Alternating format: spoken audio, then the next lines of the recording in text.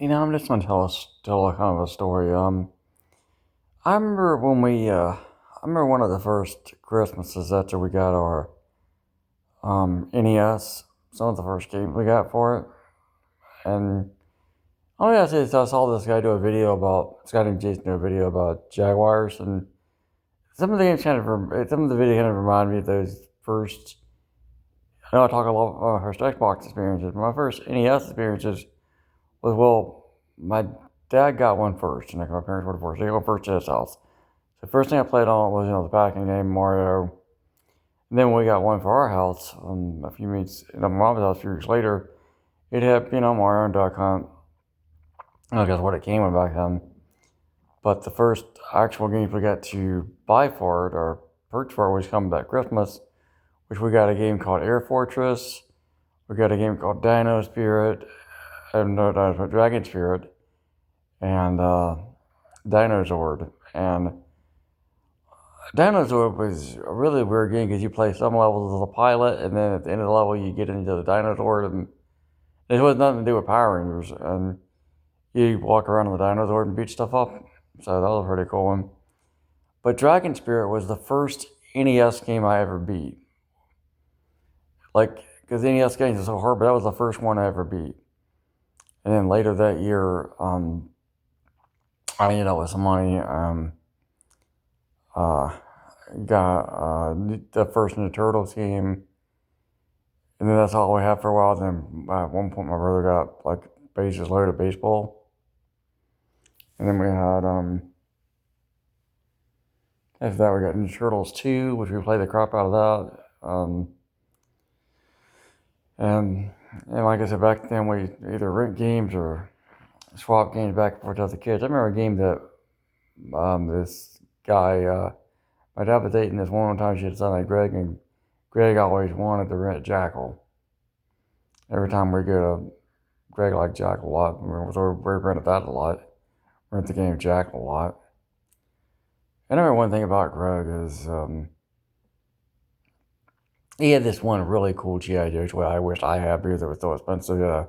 The G.I. Joe vehicle called the Rolling Thunder for the action figures. And it was huge, a big old huge thing, but you know, I don't know, it's always cool. Yeah, when we had GI Joes, we didn't have any real vehicles for our figures. There were like a few, like, but yeah, just like mirror and stuff like that. It's just, but yeah, the only game I ever beat on the NES was the Dragon Fear. I never beat nothing else.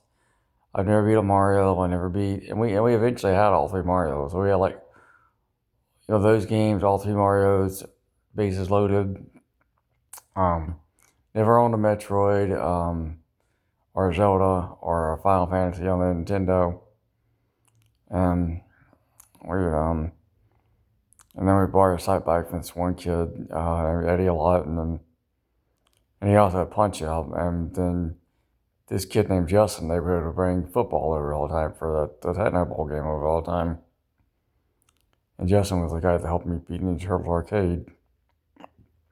But that was pretty much our NES library and some of the stuff we had back then. But yeah, like I told you when I showed you the G.I. Joe trucks. I don't know if it's on here somewhere, but that was mainly all we had for our G.I. Joes was like the little trucks and stuff. We never had like any of the major vehicles when we were kids. We just had like the little smaller vehicles like that.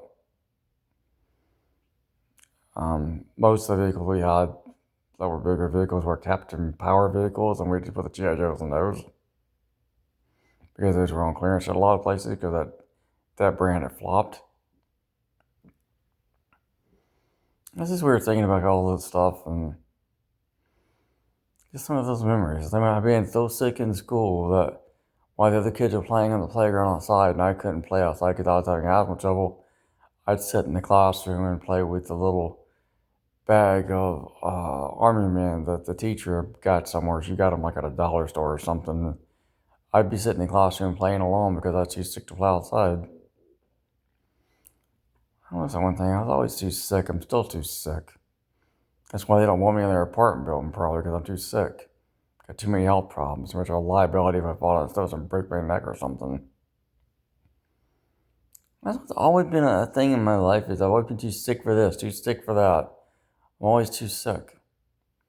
Why am I so sick? Why am I cursed with so many sicknesses? You know? Like I said, the other people that packed up and left because the apartment building didn't want to meet their special needs request. So because they wouldn't meet their request, they packed up and left. But they were able to find somewhere to go, and I'm just looking for somewhere to go.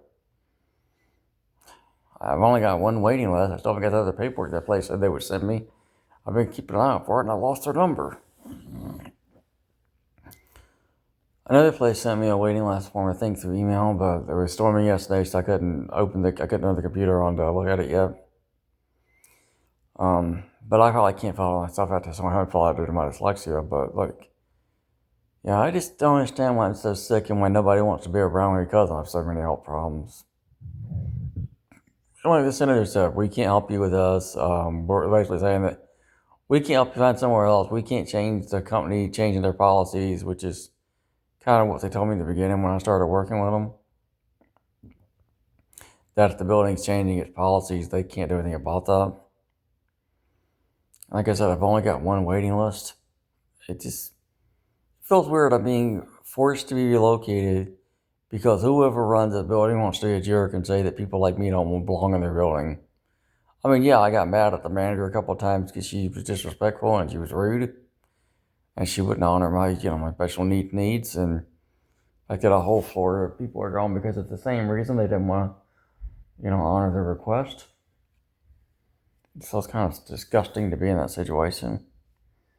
To be literally being pretty much threatened with homelessness because some suit somewhere wants to change the building's protocols. It's because they don't want to deal with the needs of the handicapped.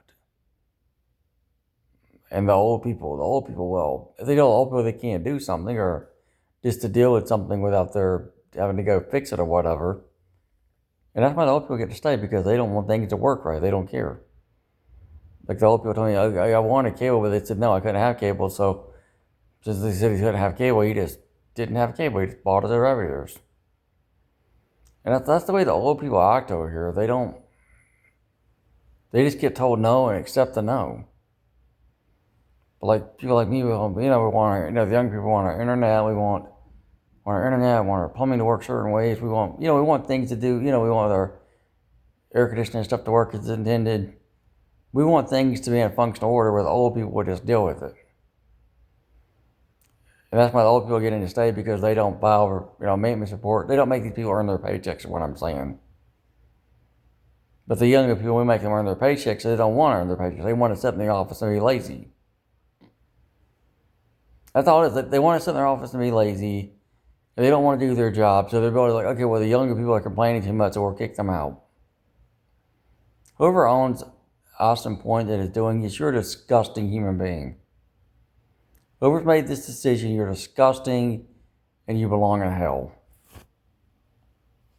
Sorry, I just can't quit saying how angry this makes me. I know I stay angry all the time, guys. I meant what I said. I don't know what happiness feels like because I'm always angry. I'm always angry because people are always judging me for being sick. They're always judging me for being sick, so it keeps me pissed off at the world. It says, thou shalt not judge, but because I have so many health problems, I'm always being judged by people. Yeah, the young people we complain about the quality of the building or quality of maintenance. We make them earn their paychecks, and the older people just accept the no's and let stuff that they're broken. So that's why they get to stay. They get to stay because they don't complain, they don't want maintenance done, or don't expect maintenance to actually earn their paycheck, where the younger people expect our things to work. Like the people below me, they have plumbing issues, and they want to fix the plumbing issues all the time because the building's made out of cheap plywood garbage from Korea. And that's what it is. They build a building out of crappy stuff, and then when the tenants complain for them to fix it, they want to kick the tenants out. How about somebody in the construction industry stop letting them build buildings out of crappy plywood and crappy weak materials? How about somebody in the construction area quit letting this practice happen?